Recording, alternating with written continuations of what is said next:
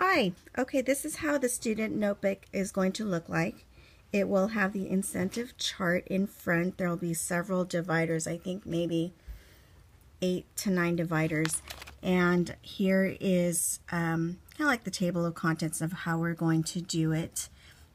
Dividers are for the lesson plan, charts, parsing, editing exercises, mechanics, IEW writing schedule, and source text that you can photocopy or not, or you can just have your student write in the writing lessons book, and copies of checklists, which you can actually print them out from the SRN, a divider for brainstorming and rough drafts, and the last one would be the final papers and drawings, which would be in a screen protector. So let me go over this really quick. I also put the board slam in there and the directions.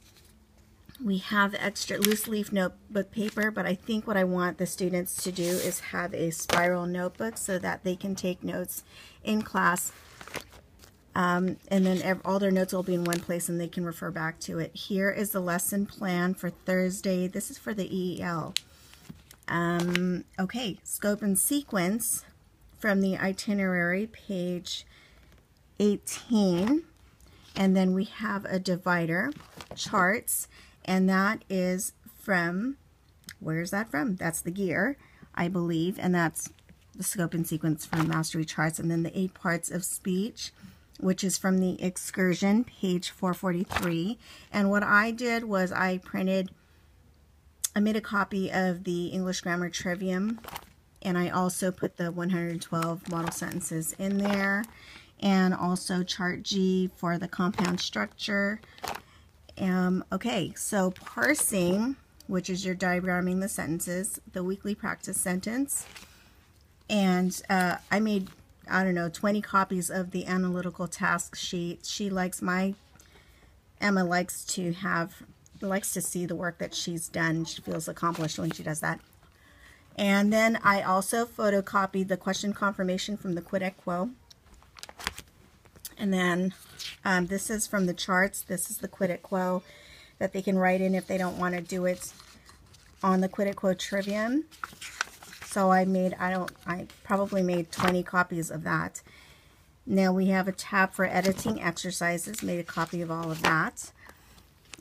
And grammar mechanics, punctuation rules. These particular copies are from Ruth, which we are going to give the parents. And then this is from the excursion, the punctuation capitalization, which I put tabs on them for punctuation and the capitalization. Because if you look at the scope and sequence from the EEL, and under each week, there's a label there for punctuation and capitalization. I'll come back to that. Okay, so now here's the IEW part. You may want to, I don't know, you may want to put that in another folder.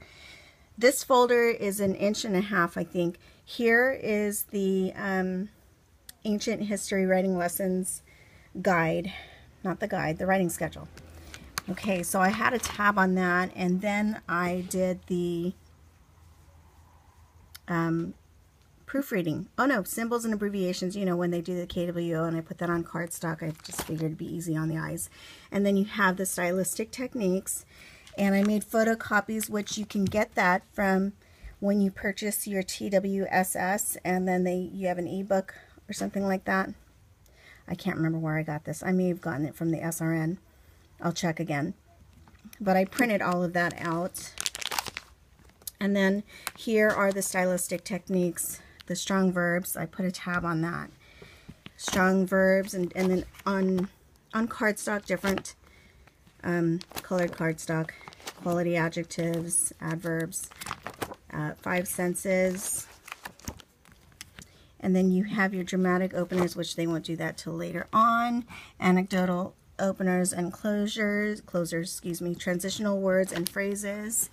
And then at the very back, I put a tab here for final draft, which would be obviously their final draft, their drawing and checklist. And I wanted them to keep extra sheet protectors in there. So later on, they can have a separate book or keep it in here, and they'll see how much writing they've done.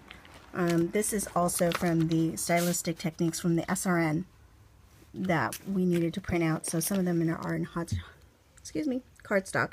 All right, I hope that helps. That's all in there. Went over this with Emma, my student.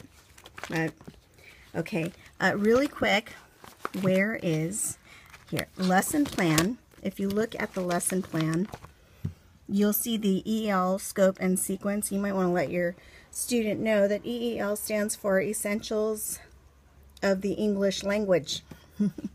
Okay, so they can own up to this. This is week 1. Structure, purpose, and pattern is from chart A. And then part of speech, that's from chart A as well. And they need to memorize the definitions of all of these. And then obviously memorize their grammar mastery charts. The EEL task, which is your analytical task. Punctuation capitalization rule, which is why I put tabs right here. See right there. And yeah, punctuation, capitalization, and spelling rule. So, okay, that was a brief overview. Sorry I sped through that. Let me know if you have any questions. See you soon.